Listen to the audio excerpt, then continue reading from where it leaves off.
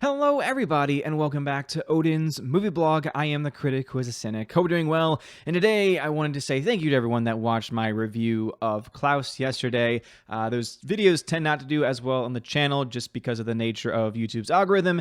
And even with that being the case, YouTube's algorithm has been very, very crappy recently. So who knows if any of the people subscribed to this channel are even getting notified about these videos going live. But if you want to help ensure that, please make sure you smash the like button. And also, please make sure you hit that bell notification. That way you can be notified every time that a new video goes live, and also every time that we go live on the channel to talk about box office, movie news, etc. Though, of course, with these days, the box office really isn't doing all that much. And so I mentioned this at the very beginning of the video I did yesterday, but I did want to go into a deeper dive with it because some of these movies being moved around, getting now official release dates, is actually going to have a much further long-term impact on things like the MCU and also a lot of the other Disney projects that are currently in play at the moment. So as you can see, Black Widow takes the Eternals fall date, sets off Marvel release date chain reaction. Mulan in cinemas late July. Artemis Fowl to Disney Plus. Now that last point, Artemis Fowl, that's a movie. I don't know if you've seen the trailer for it yet. It just doesn't really look like that good of a film.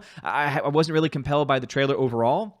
It just didn't ever seem like it was going to be a massive box office hit. It seemed like it was going to be kind of similar to the Onward tract for Disney, where it was made for a lot of money and then just didn't really make that money back, even before all the craziness was happening with the doo-doo bug, as I like to be calling it now, recently. And so I think them moving it to Disney Plus is actually a good move on their part because, one, they get to cover up the fact that the film probably would have been a box office flop, and two, because there is no way of tracking how many people are watching it or how many people are signing up for Disney Plus at this time, it's going to be very difficult for us to really determine whether or not it's financially viable or financially feasible for them to make this kind of a move. Now, what would not be financially feasible is to move the larger films like Mulan, Black Widow, etc., all at the same time to a digital at-home release. But this is the reason why I've been saying if Disney was smart, again, if I was the one running Disney, I would say, hey, all three of those movies are going to Disney Plus, but you're going to have to pay a premium price in order to access them once you already have Disney Plus. Now, obviously, I don't think that would be a good thing for film goers, most likely, first thing, but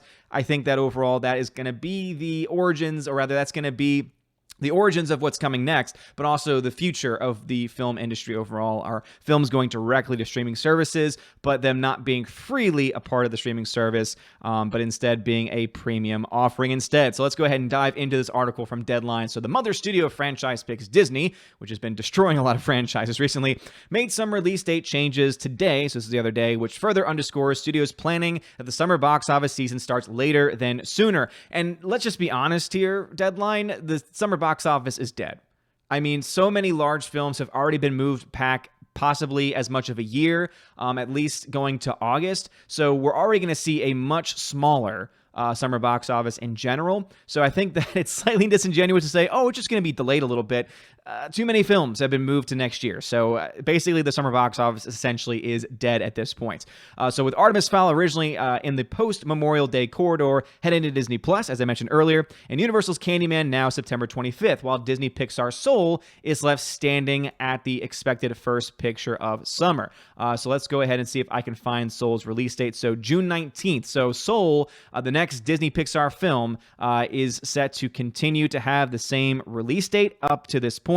Now, let's just keep in mind here that this is going to be very crucial to be successful for Disney because the other film that they worked on, Onward, was negative $238+ million in the red before they ended up moving it to video on demand services. And now, as of today, Onward is currently available on Disney Plus. I'm going to try and watch that a little bit later today since we have the service and might as well watch it so that way I can review it to see if it was any good in the first place. And seeing that we're already paying for it to watch things like Boy Meets World, and my wife loves some old school Disney stuff, might as well watch what we currently have accessible to us. But Soul has not moved yet. I know some people have asked that on live streams in the comments previously. So that film has not been moved as of yet. But seeing that that is a mid-June release, it would not surprise me if that film also eventually at some point gets delayed as well. So first off, despite the nonsensical fanboy rumors, oh, there you go, Deadline. Thank you for Thank you very much for adding in your commentary here. I love when news sites, oh my gosh, I'm going to put in my own personal opinions here. Fanboy, Really? Seriously? No, it wasn't fanboy rumors. It was speculation. Okay, rumor is when someone claims I have inside information and this is what they say. Speculation is, well, this just would make sense for them to actually do that. So I don't know who that's being, I don't know who they're going after there. But I think that you need to start to check your integrity at the door deadline, especially if you're going to claim to be a news reporting agency instead of a opinion piece set. I mean, at least be honest about who you are. But anyway, so the rumors last weekend that Black Widow, Mulan were heading to Disney Plus. Again, I said that it would make sense if they did decide to do that. However, if I was them, I would charge that premium price. That way you wouldn't lose money off of it. And to me, I think it makes the most sense to have it on Disney Plus and say, all right, it's going to be on there for 2 weeks and then we're going to take it off and then it's going to have a theatrical release as well, because then you really could make about as much money as you would previously. The problem with people like Deadline and other box office prognosticators is that all they can think of is in box office terms. That's all they can think of. They can't think in the future. They can't think outside the box. They can't think of other revenue streams, right? They can't imagine the fact that if a film is negative 20 million at the box office, it can still make that money back up in DVD and Blu-ray sales. But when something like this happens, they just totally underestimate the fact that you could still make that money back even on digital releases, even on streaming service releases, as long as you have some type of balance and some type of game plan. Again, it could work, but obviously the people at Disney are dealing with so much financial loss right now that my guess is that they don't want to take the financial risk. If they were in a good position, if they were not having to shut down all of their revenue streams, I imagine they might actually try and play around with releasing things like Mulan and things like even Black Widow onto their service or onto video on demand. But because they are so desperate at this point to make as much money as possible and to not lose out on possible future revenues, that's the reason why they probably did not make that decision at the end. But depending on how much longer this lasts, things could always change. Mulan, which has already locked print, having had its world premiere in Hollywood earlier this month, will open on July 24th, sending Dwayne Johnson and Emily Blunt's Jungle Cruise, which was on that date, to July 30th, 2021. So again, a major summer release that's been pushed back a year. So as I said, summer box office is essentially dead at this point in time. Just like we forecasted after MGM's No Time to Die moved to November, Black Widow is taking over the Eternals November 6th slot, which is setting off a Marvel pick chain reaction where the Eternals. So this is where you see pretty much every single film that was already slated from the next phase of the MCU is now being pushed back. So the Eternals has now been pushed to February 12th, 2021. So essentially has been pushed back for about 6 months or so. I will say this much. The Eternals, the more and more I hear about it, I just really have no desire to see it, no desire to actually have anything to do with it. It kind of reminds me a lot of what they're doing over on the DC side of things with New Gods. Ava DuVernay, who's a terrible director, is potentially bringing Steppenwolf into that film. I mean, it kind of like, to me, they're very similar mindsets and similar, I guess, similar types of movies in a lot of ways. I mean, I'm not a comics guy, so I could very well be wrong about comparing the Eternals to New Gods, but it just seems like they're kind of in that same ballpark, and I don't know if it's going to sell either way very well. But this one's going to be more so because Ava DuVernay sucks as a director and is trying to bring in a character like Steppenwolf, because everyone loves Steppenwolf the last time. God, that character was used in DC. But anyway, The Eternals moves to February 12th, 2021. Shang-Chi has moved to May 7th, 2021. Doctor Strange has moved to November 5th, 2021. And Thor Love and Thunder has now moved to 2022. Black Panther 2 to 2022. Captain Marvel 2 to 2022 as well. And so it's going to be another 2 years before we get Captain Marvel. Oh, no. Oh, we're so sad. You know what's amazing, though, is that that's a 2-year period where if the MCU starts to fall apart, as I think it has the potential to do, because I really just think Endgame leaves so little left for us to really look forward to at this point, and because I think Captain Marvel 2 was already going to be struggling. And also, look at those release dates. Black Panther 2, May 6th, Captain Marvel 2, July 8th, which tells me that they do not have an Avengers-type film or a large blockbuster film set at the same time as Captain Marvel. Remember that when Captain Marvel the first film came out, it was only a few weeks ahead of what the eventual Endgame release was going to be, and because it had that very strong connection to it and the marketing campaign was insane, that's the reason why that film made over $1 billion. If you actually look to the reviews of that film, they were very, very mixed. I mean, that's just an honest assessment. They were very mixed. Some people loved it. Some people hated it. Most people that were in this middle where they're like, you know what, it was okay. I don't really feel the need to see it again, but I don't necessarily hate it. And because you have this kind of, this lukewarm response to it, I don't think Captain Marvel's 2 is going to be as big as they think, because they see the money. They see $1 billion. It's a hit. but they don't see the things surrounding it. They don't look into, okay, well, why did the film make $1 billion? How much of it had to do with its connection to Endgame? How much of it had to do with the way that it was released? Because it's going to be released a few months after Black Panther 2, which I think Black Panther 2 is going to be a huge success because of the American audience. Remember that it has Black Panther, the first film, had one of the largest American box office responses in MCU history, making well over $700 million here in the States. And I think it's because it just appeals to a lot of audience members that are exclusive to the United States. Again, we have a very large African-American population here in the United States, and they went out to support this film. And it makes a lot of sense because this is a pretty badass character. I think the first movie was not very good. Just as a movie perspective, I just don't think it was very well crafted. The CGI was really bad too. And that's something that most people can at the very end admit. But I can also admit that a lot of people did have fun with it, and there were moments to be, fun moments to be had with it too, that I think will bring a lot more people back to that film. So Black Panther 2, I think, will definitely bring in a lot of money. Captain Marvel 2, I don't think so, especially since now we know for sure it's not going to get that boost from an Avengers-type event, unless, of course, we find out, and this is my speculation, either one, the films are just not going to be producing as well, Disney's going to fall into a really bad state, is going to have to sell off some IPs, maybe some Fox properties, who knows? Again, really, it's a big question mark. This is all speculation at this point, but if, let's say, their Marvel films aren't doing as well, let's say that Captain Marvel really isn't trending all as well as they'd want them to, don't be surprised if they try and bring back someone like a Tony Stark to throw into this movie, or some other major actor to prop up Brie Larson's Captain Marvel, because that is what they do. That's what they had to do for the first film. Do not be surprised if they try and do it for the second film either,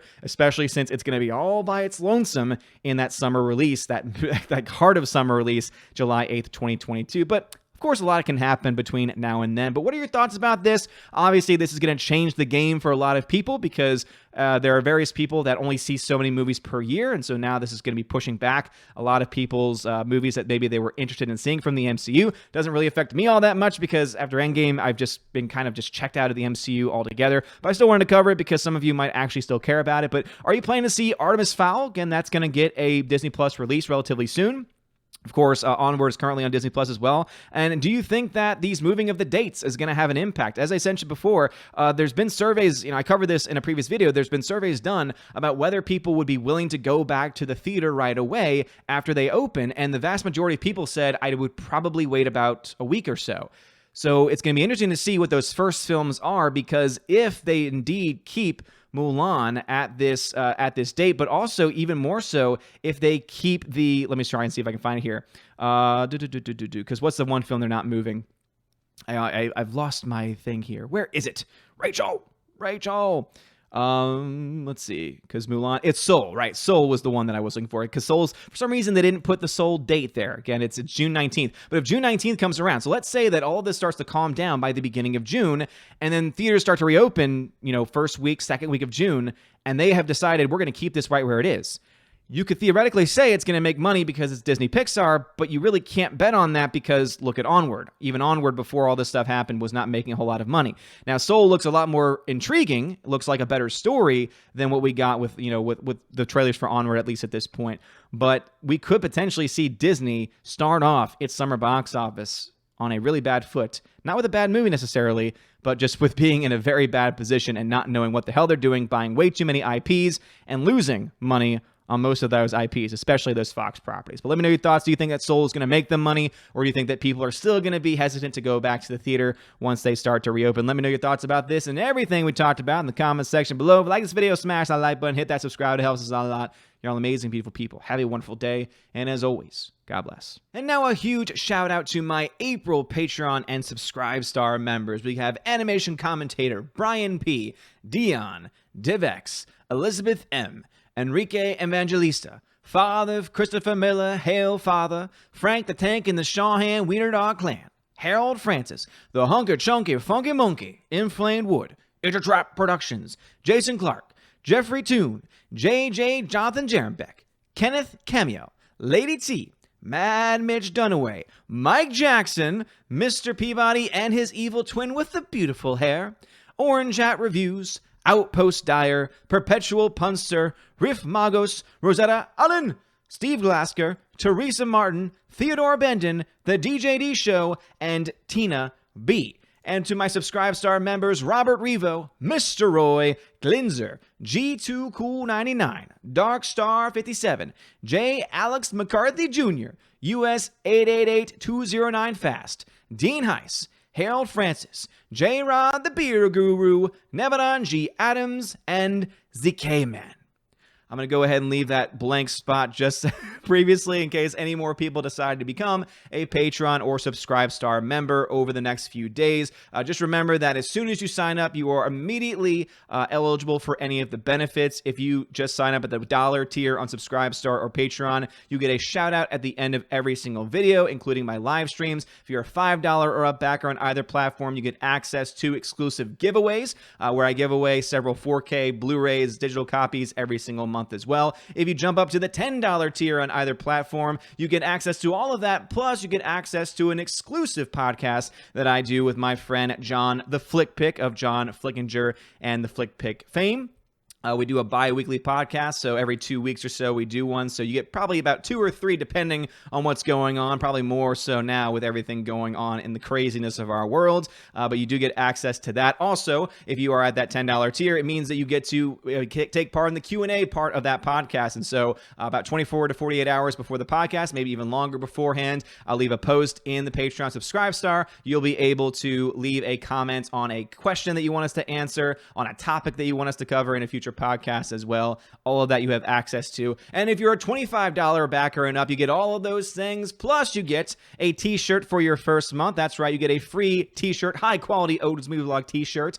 So just make sure if you're at a $25 and up backer level, you leave your address. That way I know where to send that to. And also I will be messaging you to get your size information. That way I can send that out to you as quickly as possible. But you also get access to an exclusive Chosen of Valhalla live stream that we have once a month on this channel, where I invite you to be on the show. You can either show your face or not show your face, or hey, you don't have to show up at all. It's totally up to you. And we talk about a wide variety of things. We talk about movies that you've been watching, modern things going on, the pop culture, and pretty much anything that you yourself want to talk about. So if any of these things sound interesting to you and things that you'd want to do, please hit that Patreon Subscribe Star link in the description of this video and think about joining today. Have a wonderful day, everybody. And as always, God bless.